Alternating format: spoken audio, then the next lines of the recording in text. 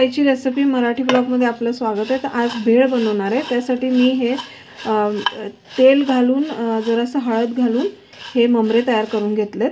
तर सर्वप्रथम आपण हे मुरमुरे घेऊया एका कढईमध्ये।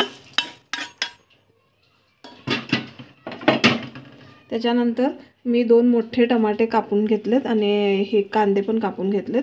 ते सर्व ह्याच्यात घालून घेऊया। हे सर्व पदार्थ ह्याच्यात मिक्स करून घेऊया। त्याच्यानंतर शेंगदाणे घेतलेत ते ह्याच्यात घालूया। त्यानंतर कोथिंबीर आहे ती थोडीशी घेतली ती ह्याच्यात घालूया। त्याच्यानंतर मी ग्रीन चटणी बनवली आहे। ह्याचा व्हिडिओ मी टाकलाय चॅनलवर, तुम्ही ह्याची लिंक मी डिस्क्रिप्शन बॉक्समध्ये देईल। ती ह्याच्यात घालायची आहे, 2 चमचे घालायची आहे। त्याच्यानंतर चिंच गुळाची चटणी केली आहे ती ह्याच्यात घालायची आहे। ह्याचे 3 चमचे घालायचे। ह्याची पण रेसिपी मी चॅनलवर घातली आहे, तुम्ही जाऊन चेक करू शकता। सगळं मिक्स करून घेऊया।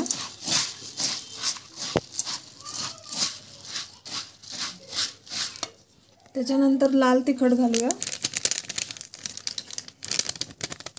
1 चमची लाल तिखट, 1 चमची गरम मसाला,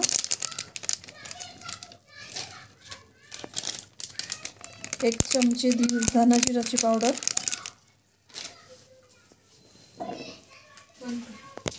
1 चमची चाट मसाला घातलाय।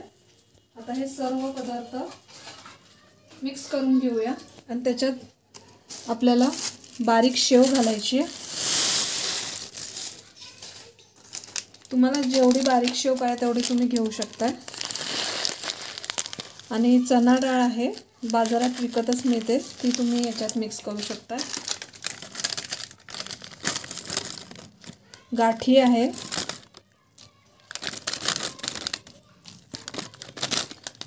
हे तुम्हाला बाजारात 5-5 रुपयाचे पॅकेट्स असतात, ते तुम्ही घेऊ शकता अशा पद्धतीने आणि ह्याच्यात तुम्ही मिक्स करू शकता। आता हे सगळं मिक्स करून घेऊया। तर ह्या अशा पद्धतीने मी मिक्स करून घेतलंय। तुम्ही ही घरच्या घरी अशा पद्धतीने तुम्ही भेळ बनवू शकता। फक्त तुम्हाला ग्रीन चटणी आणि चिंच गुळाची चटणी असायला पाहिजे। तर आणि जर बनवली नसेल तर बाहेरून पण तुम्ही मिळतात अशी विकतची, ती पण मिक्स करून अशा घरच्या घरी भेळ बनवू शकता। अशा प्रकारे आपली भेळ तयार झाली आहे। त्याच्यामध्ये पापडी जराशी तोडून मिक्स करून घ्यायचं सर्विंग साठी